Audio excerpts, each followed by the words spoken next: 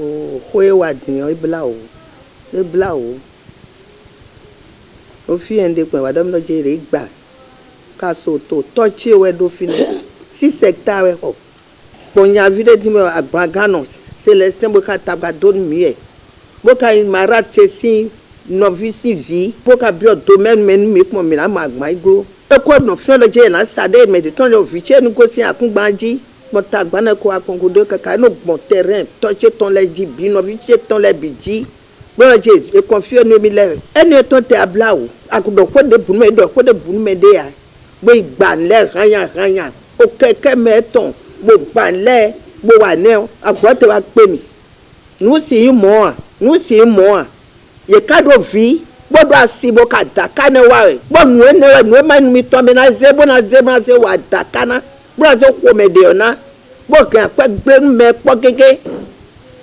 keke bo pa ibiti samado wa mi bi agba ton talon keke bo po ko bo do ha mi me nu e je we si me talon wa pa be kan besoin tagba me talon keke bo ho mi de me wa fun mi gan me le to de 85 millions bo du ko ene o bo makwa bo gendarme ye biru apa bo du ko ene o bo tembo na yakugba talon ye me yakugba ne gbere po ye ba yi gbere po tepo talon mi de ti do we mi gan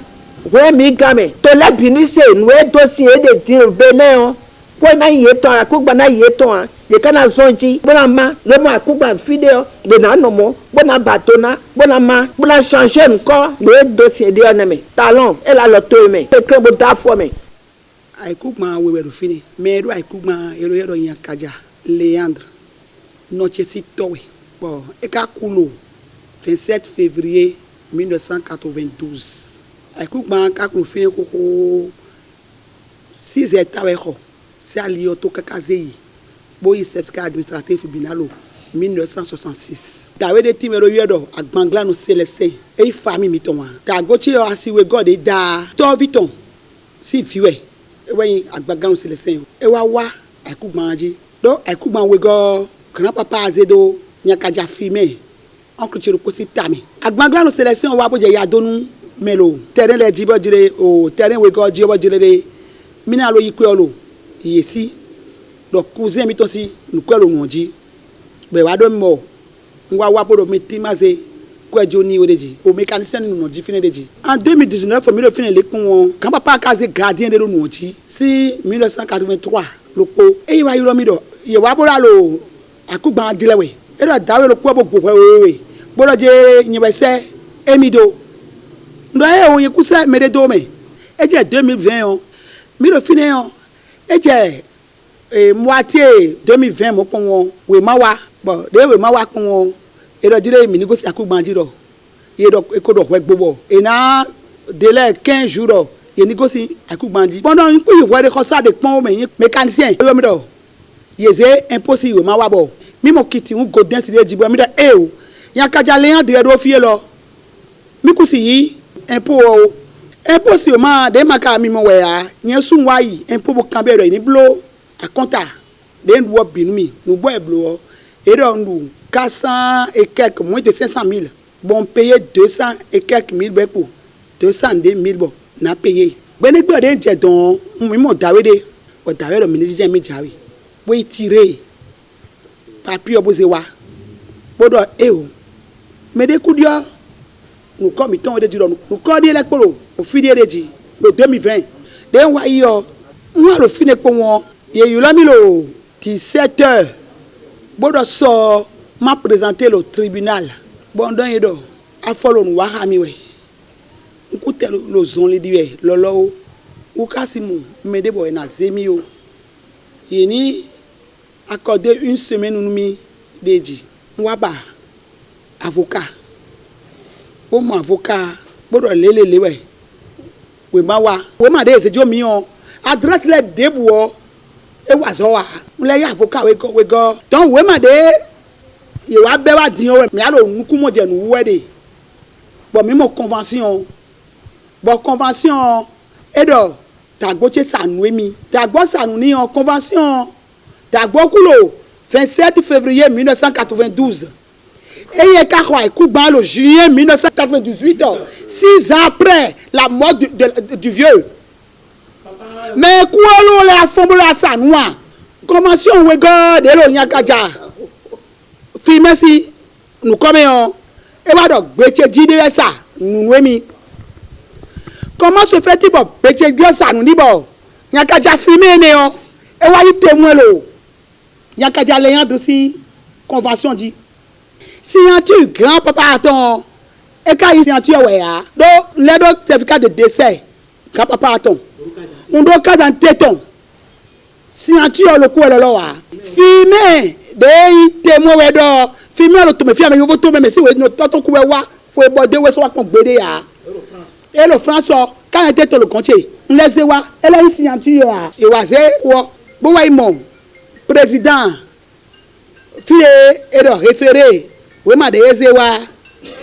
bon président wa mo ma le yo e wa se ho jonu juge nous bon juge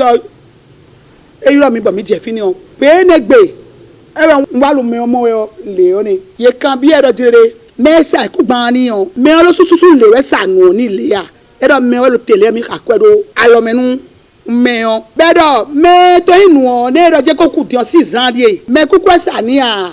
alo sa ni ti o ku e a e do e o de me lo so le mi ka kwedo me on bo me o signé we man mi en 1997 yo recasé était mairie bien avant recasé akugba koko bono mai khonu o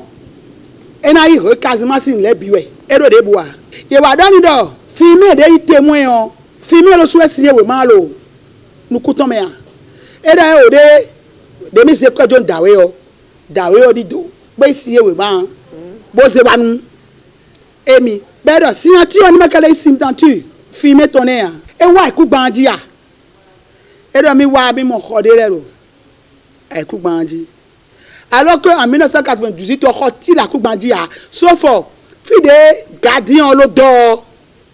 kede bo gardien de me fi avocat mi ton a dire ni lo jelede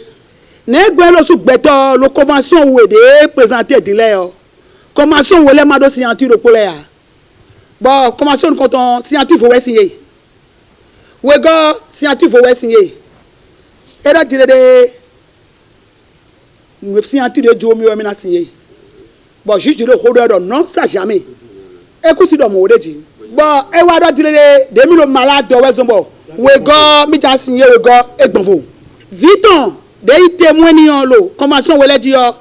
signature faut vous we fi osudo ne go fi osudo do signature faut waji e do jelede de o yo voto me ko fi opo no bo àmọ́ il est très weyin écoute ma we zombo signature de dure yo e lo signer e do juge de jelede da de ho lo fi de jiro juge ni do ho teni ina e do ho lo fi yo bon juge de mi ni wa dans 2 semaines ni mi na do ni ina do ho lo fi ni mi na do fi mi na do 2 semaines so gbe yo mi wa présenter juge do ina do ho lo fi juge kamaje fita da yo de aji e do ku wa o de jiro e do emi ku jawe o do mi lo su gbeto de avocat diyan e ja ri emi e do jire mi ko ya pade ji hun mi na dio mi hun mi ja do e do jire prochainement mi na ze lettre de clair do mi ku so yin avocat ton mi na ze lettre wa ile na mi azanlevo de mi wa bo ya présenter o juge de le wedo we o e do jire dawe ohun ayo ma se do bo jire mi do apade mi lo mi jeji ene utu o mi na gba rotu ne dossier o John président wa président na délégué juge devo ben na tranché affaire o deji de mini yi ni avocat mi tona yoro mi that day enaro audience o de o bo mi wai diyan mi ma so se ko de tí o wa gba mi de mi so se ko tia tí o wa gba nu diyan nu se ju ọmọ bene we ya abo to ga mi ton talon e lo nu do gole bi ku e lo bi do we zawe un lo yin bra kwa do ni akure mi ga ni wa gure mi ga yesi ya ku gba gbede ya me tita fune e ko me bi complet amo tro talon na ke no bi gba nde ndo bana do na holo le ke ni tekpon bo wun le mi do ho de wa lo si parce que me wa gba mi do fe lo le diyan àìkún gba yin ton àìkún gba yin ton yan ko ro àìkún gba lo ji diyan sin pe vi yin ton kati fi lo apa fi jo yen blo apprentissage de o chobo kan ti wa jo fe lo nu yen tun propriétaire me ton yan àìkún gba lo yen tun fi je mi de din pombo ìwà pòǹbò hẹ̀ gradé wa bó jẹ̀ mí gbajì papa mi tán tanná ní kẹ̀kẹ́ bó káfọ́ dókó lọ mẹ́ bó dé gbà yìnyín kílẹ̀ yìí lọ kéré mẹ́ ro àkúngbà mẹ́lẹ́ tán fi wẹ́ ọ bẹ́ẹ̀ ní wọ́n gbà mẹ́lẹ́ mẹ́ma dó ndélé ya kẹ̀kẹ́ rẹ̀ yìí nọ sa bẹ́ẹ̀ kàlẹ́ ẹ̀ àdín bó kẹ̀ tẹ̀rẹ̀tẹ̀ bó kẹ̀ níbi gbà bó gbà kẹ̀kẹ́ tsi lẹ̀ bó gbà nílẹ̀ bí kọ̀m̀plé bó ma o kó bra o.